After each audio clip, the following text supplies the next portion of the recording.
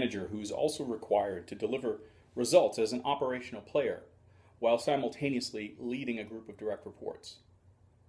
Do you often get stressed out by the level of talent, skill, or experience of those direct reports so that you find you're not assigning the challenging projects to them and instead taking them all on yourself? Are there nagging items on your to-do list? Items that you know could make a significant difference, a difference to both your company and your own career if you could just find the time to get them done. Today we're going to share with you an approach to training managers and how you can begin to delegate better. That approach we call engagement delegation. My name is Dan Demers. I'm the president and senior facilitator with Remission Consulting. At Remission Consulting, our team has worked with C-level, director, manager, supervisory level managers in some of the nation's largest companies.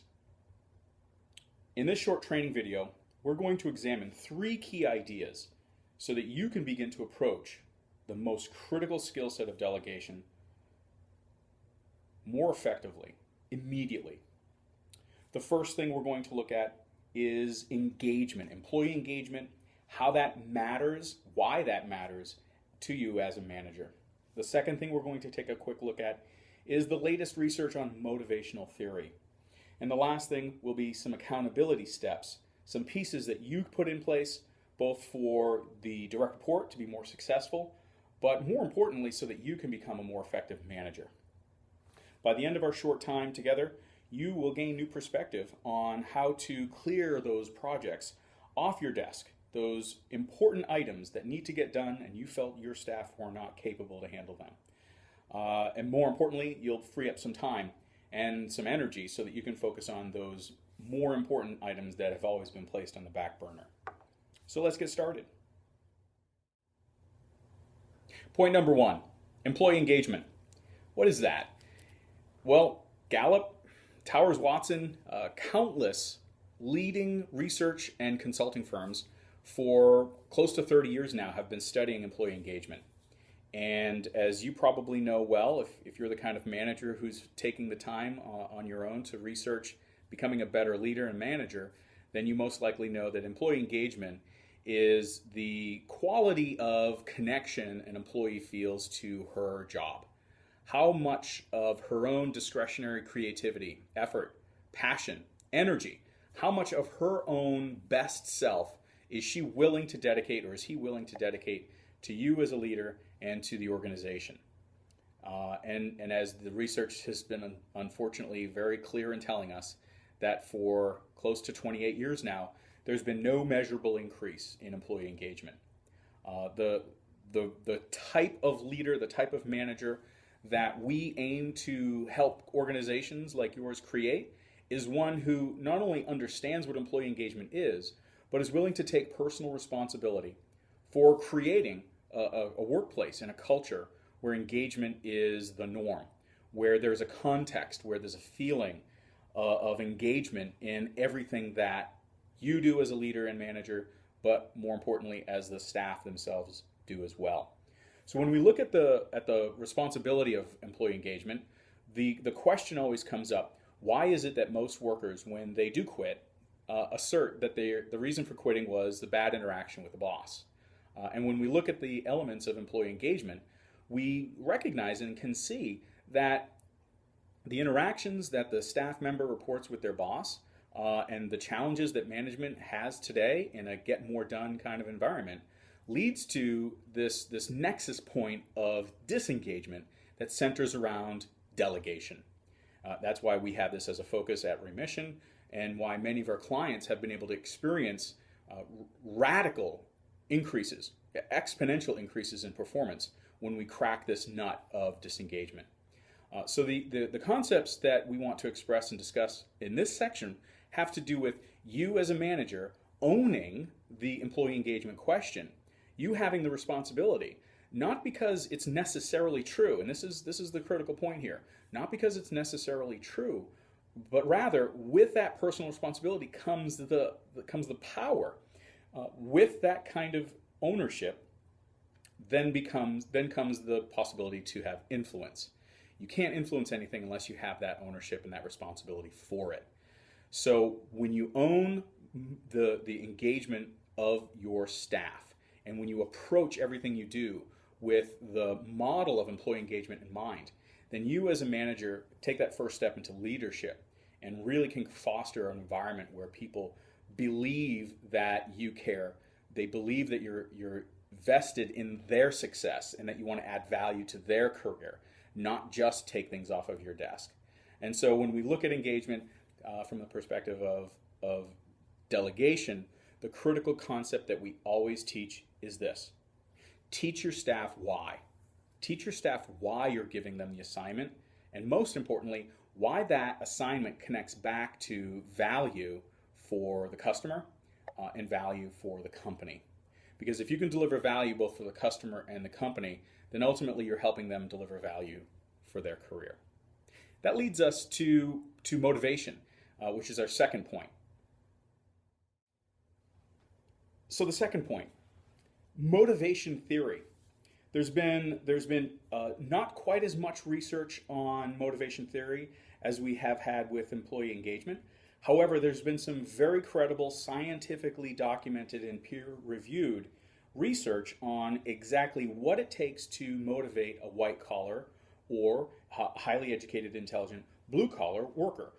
Basically, the kinds of staff that more likely than not you have working with you. Folks who have the wherewithal, if they were to dedicate that effort and creativity, could significantly impact the bottom line, adding much more value to the customer and to the company. And what we found, based on the research that's been done, we will footnote this here at the bottom of this webpage. The research shows that traditional theory states that money and recognition and fear of termination, were the largest motivators.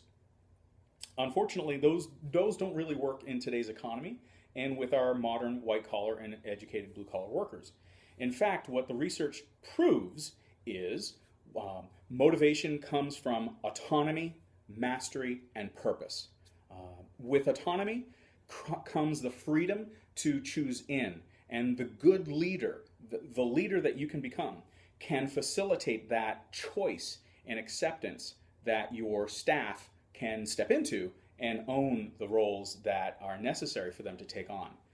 So autonomy, mastery tells us that employees, we humans, typically, we want to get better. We want to be recognized, and we all crave recognition differently. But we want to become masters of the things that we spend time focused on.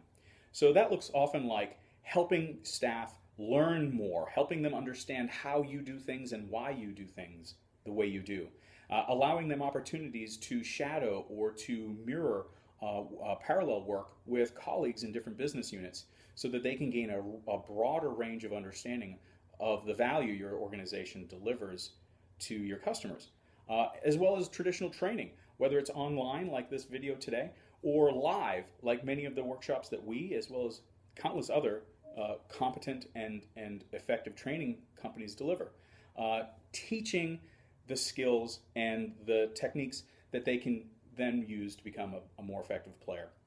So with autonomy, mastery, and lastly, most importantly, it's purpose.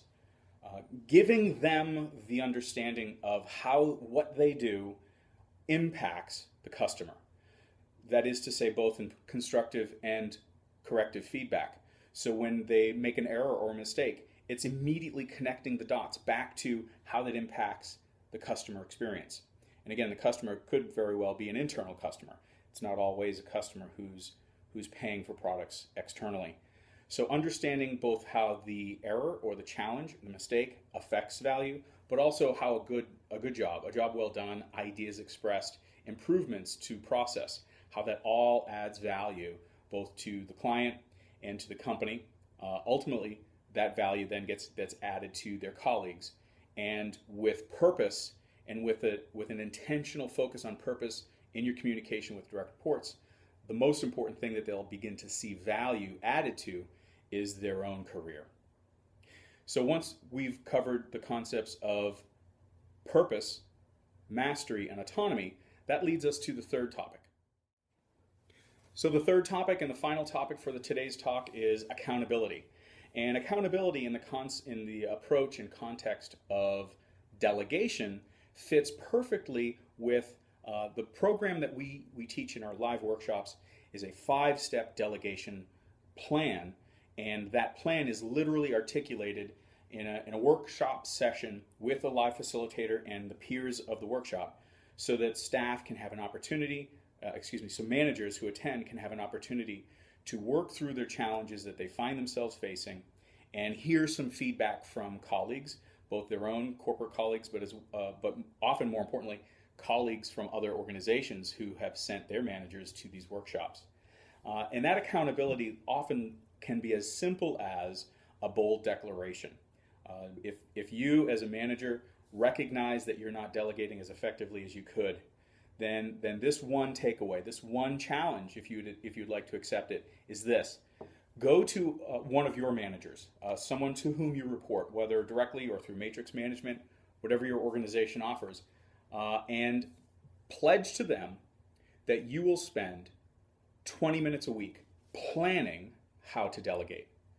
Both planning the how to delegate, but also following up on the previous week's plan.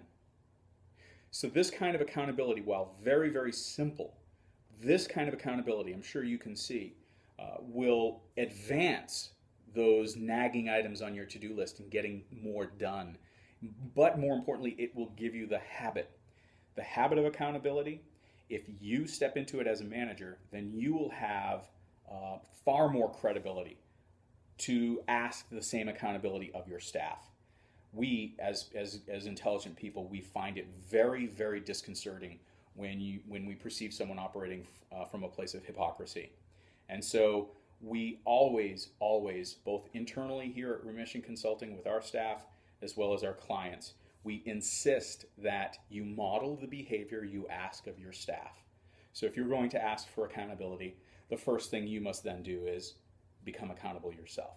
So this challenge to you is find the time once a week for 20 minutes of planning and assessment, but most importantly, make that commitment to your boss so that you can be held accountable and you can stand in integrity as a leader. And that's going to take us to the conclusion of our short video today.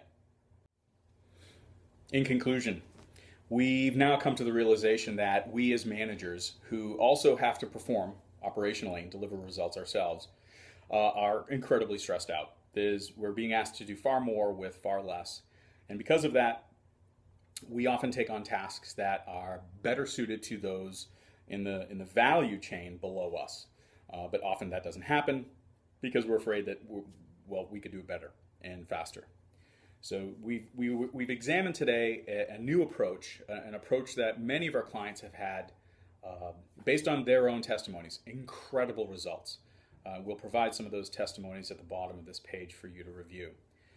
Many of our clients have been able to take this engagement style of leadership, this engagement style of delegation, and create phenomenal improvements in employee engagement. Again, my name was Dan Demers, and I am the President and Senior Facilitator at Remission Consulting. You can contact me via the form below if you would like to learn more information about this workshop or any of the other workshops we deliver across the country. We've covered 3 key areas today so that you could take a new look at employee engagement and delegation. They were the concepts founded around engagement and where that research has come from. We've looked at motivational theory and provided some information at the bottom of this page for you to do some more of your own research. And we talked about accountability and how that can really support you, most importantly, in becoming a better leader, but specifically and tactically in really tackling this issue of delegation better. So now you have a new approach. You have some more information perhaps than you did before and can become a more effective manager and simultaneously and most importantly a better leader. And so thank you for your time and best of luck.